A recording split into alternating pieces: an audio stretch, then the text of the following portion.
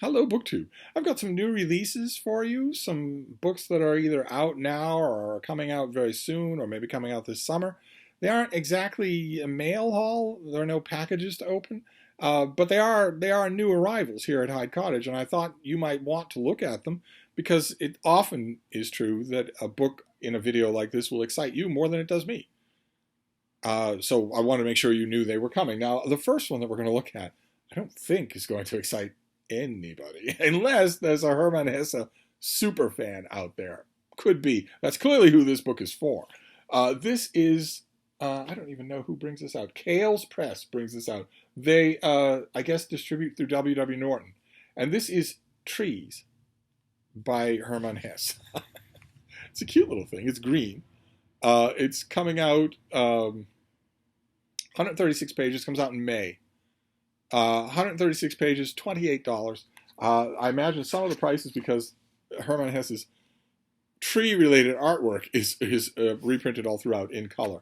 And that's what this is. This is a book about trees by the great German writer Hermann Hesse.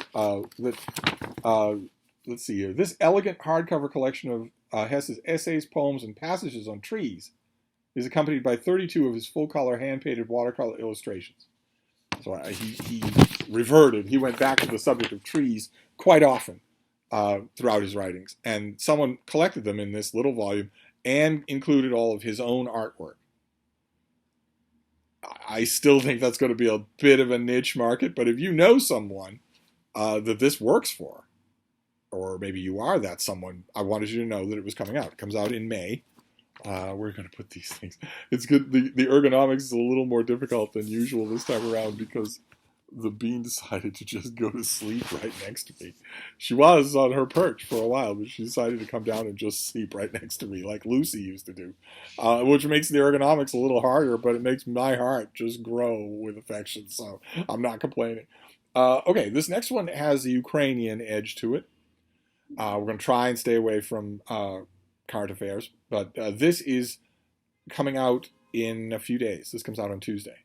And this is Stalking the Atomic City, Life Among the Decadent and Depraved of Chernobyl by Markian Kamish. You have to talk to Olive about how to pronounce that correctly. Markian Kamish.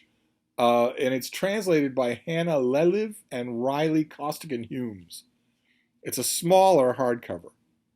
Stalking the Atomic City. It's a smaller hardcover. It's going to be $22. So this is going to be $10 less than the Hermann Hesse tree book. And what have we got here? Let's see here. Since the Chernobyl nuclear disaster in April 1986, the area remains a toxic, forbidden wasteland. For some, however, the zone has become a place for meditation at the edge of geography, a place where you can lose yourself.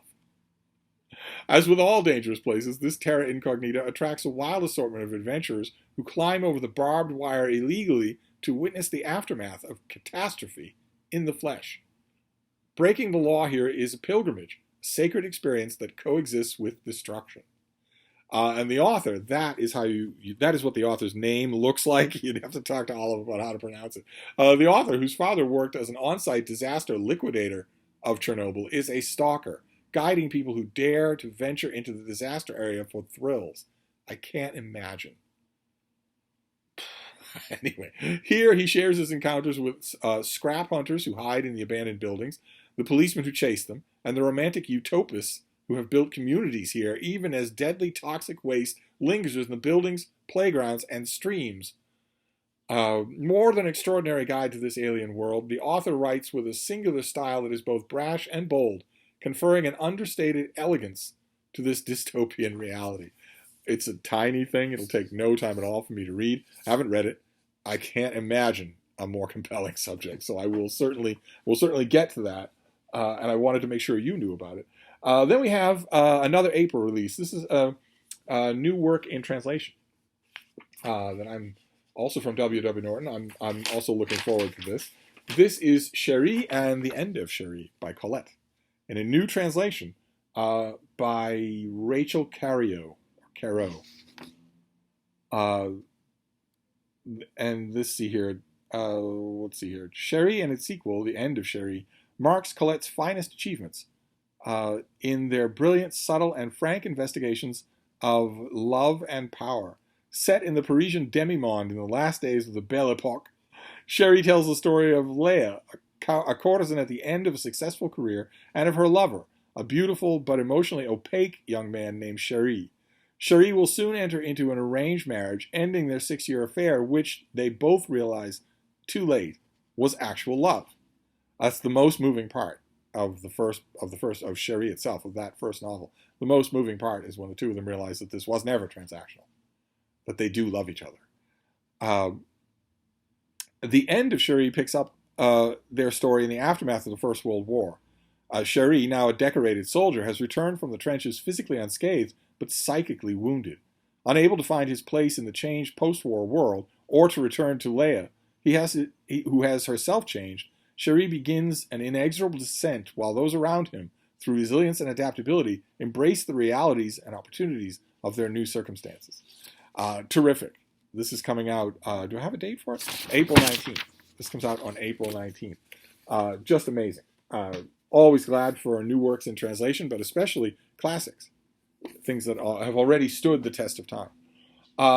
Then we have, let's see here.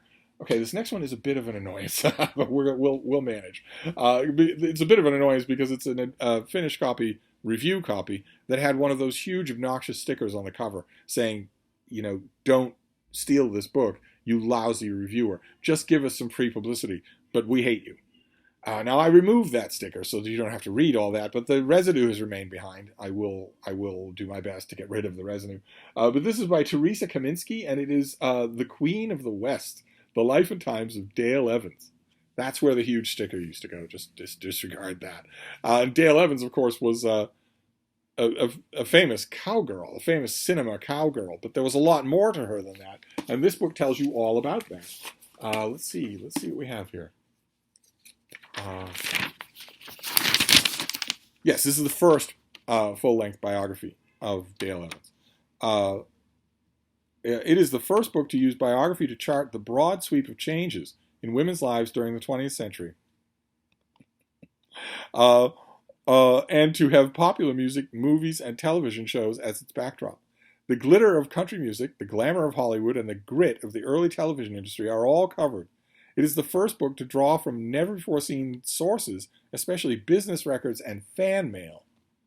At the newly opened Roy Rogers Dale Evans collection at the Autumn Museum of the American West.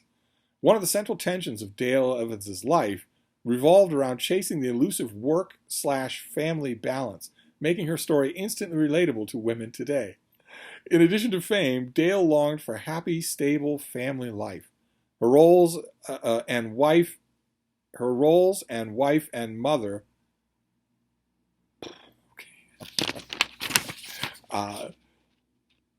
became the foundation of her public persona, the smart, smiling, cheerful cowgirl. I have no idea what that sentence means. Her roles and wife and mother. Her mother became part of that career. Her wife did. Anyway, unusual for its time were Dale Evans' attempts to control the trajectory of her career at a time when men dominated decision-making in the entertainment fields. Okay, well, all right. Okay, that pub sheet could certainly have been better written, but the book is fascinating. It's fascinating to think that this author has gone through all of these records to find out everything that can be known about a star that once upon a time everyone knew by name. Fascinating. Absolutely fascinating. Now, what? Did I give you a date on this?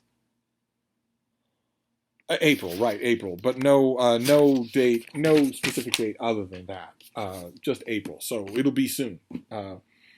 Okay, then we have some July releases. So, fix them on your calendar.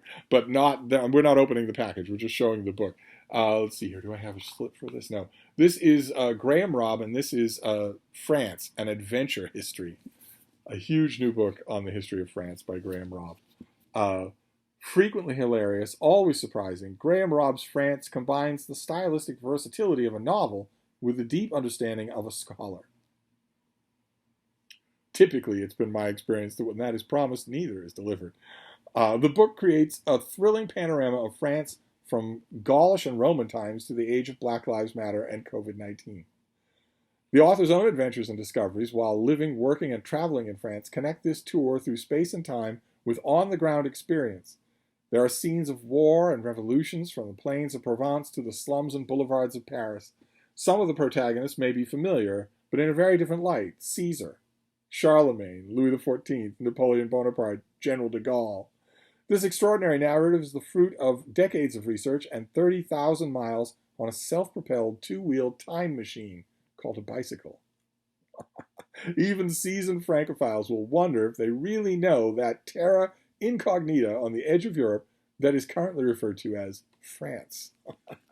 So it sounds like, I mean, this is obviously very, no pun intended, but very familiar territory. But it sounds like this is going to be done with a good deal of spirit. I'm all for it. Absolutely. I'll give it a try in July. And then the other one from July is We're Crossing the Channel. This is Shadowlands, A Journey Through Britain's Lost Cities and Vanished Villages by Matthew Green. Shadowlands, the vanished villages of England. So what have we got here? Do I have a sheet for this one? No, I don't. Drowned, buried by sand, decimated by plague, plunged off a cliff. So that's either hyperbole or that's a shorthand description of last year as lived by Sean D. Stanford. I think all of those things happened. Matthew Green, a charismatic British historian and broadcaster, tells the extraordinary tales of the rise and demise of a dozen of Britain's most remarkable ghost towns and villages, and explores their eerie and often beautiful remains. Starting with the prehistoric settlement of Skara Brae at Orkney, submerged in sand for more than 5,000 years, Green visits and excavates Britain's Shadowlands in vivid detail, the lost capital of medieval Wales, dug up by moles in 2005, an abandoned Black Death hamlet, a medieval city swept off a shingle island in a tempest, a Norfolk village zombified by the military and turned into a Nazi, Soviet, and Afghan village of training. Shadowlands peers through the cracks of British history to give us a truer sense of the progress and ravages of time. Okay, well, I'm always up for this. I'm almost guaranteed to have been to some of the places that the author describes. Then we have a book by a poobah in my own field of literary criticism, literary commentary, that sort of thing. This is the author Maud Newton, and this is her new book, Ancestor Trouble, which, do I have? Yes, I do. I have a sheet for this. This comes out, oh, all right, this is out already. This has already had its release date. And, now that I think about it, I do remember her mentioning that on Twitter. So if I read it on Twitter, it has to be true. So this is Maud Newton's debut as a book.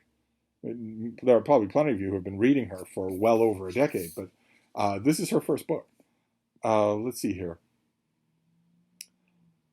Newton was one of the earliest, most prominent, and consistently engaging literary bloggers. I was one too. Talk about consistently engaging. Who came on the scene in 2002. On her eponymous blog, she wrote brilliantly about all varieties of literary topics, as well as about her unconventional Southern roots. Her maternal grandfather, whom she never knew, was said to have married 13 times. Her maternal great-grandfather is said to have killed a man with a hay hook. Her mother started a Holy Roller church in their living room and said they had female preacher ancestors. Her father was proud of their forebears on his side who had enslaved people. Her usually fearless maternal grandmother warned her at the age of 12 to be on the alert for signs of mental illness because of family history.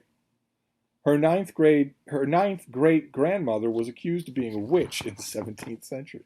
So in this book, she goes through all of the stories that she can unearth from her family tree. And as any of you who have ever done that kind of research can attest, she finds all sorts of weirdos and tells their stories. And some of the stories, I haven't read the book, but it sounds to me like some of the stories are really filled with pathos.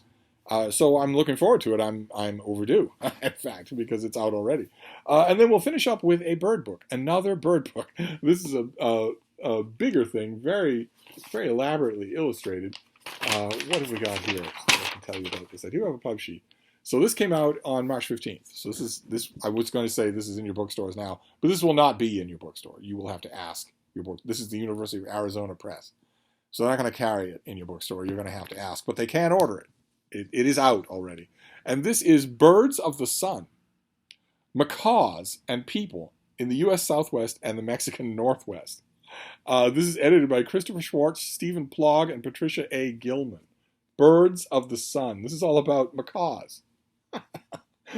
Scarlet macaws are native to tropical forests ranging from the Gulf Coast to southern regions of Mexico to Bolivia, but they are present at numerous archaeological sites in the U.S. Southwest and Mexican Northwest. Although these birds have been noted and marveled at through the decades, new syntheses of early excavations, new analytical methods, and new approaches to understanding the past now allow us to explore the significance and distribution of scarlet macaws to a degree previously impossible. And the authors are obviously going to assert that not only is that possible, but that it's important to do. Birds of the Sun explores the many aspects of macaws, especially scarlet macaws, that have made them important to native peoples living in this region for thousands of years. Leading experts discuss the significance of these birds, including perspectives from a Zuni author, a cultural anthropologist specializing in historic Pueblo societies, and archaeologists who have studied pre-Hispanic societies in Mesoamerica and the U.S. Southwest and Mexican Northwest. Chapters examine the highly variable distribution and frequency of macaws in the past, their presence on rock and kiva murals, the human experience of living with and transporting macaws, macaw biology and life history, and what skeletal remains suggest about the health of macaws in the past. And here's where I usually interject and say what some of you have heard me say a million times, which is, I love my job. So, this is out already. This is a March 15th release. So it goes right on the top of the pile. I want to read a big book about the history of macaws. So that goes right on the top of the pile. And that is it. That is some new releases for your consideration and mine. There are quite a few things here that need to be on the pile for the weekend. So we have Birds of the Sun, about the historical and archaeological significance of macaws. We have Ancestor Trouble by Maud Newton, her first book about her wacky ancestors. We have Shadowlands, about vanished villages and deserted hamlets all through Britain. We have France, a bicycle history by Graham Robb. We have Queen of the West. This is by Teresa Kaminsky, and it is the first full-length biography of Dale Evans. We have Cheri and the End of Cheri by Colette in a new translation. We have Stalking the Atomic City, about the people who climb over the barbed wire to get into Chernobyl and wander around and sometimes camp there. And finally, we have Trees by Hermann Hesse. This is a little gift volume, a little stocking stuffer for the Hermann Hesse lover on your list, that is excerpts where he goes on and on about trees, and also all of his artwork about trees. Which just goes, again, I say, I love my job. None of that is predictable. So anyway, that is some new arrivals for you, just for you to think about, for you to know about, maybe jot some down on a list of your own. I'm going to wrap this up for now, but I'll be back. Thank you, BookTube.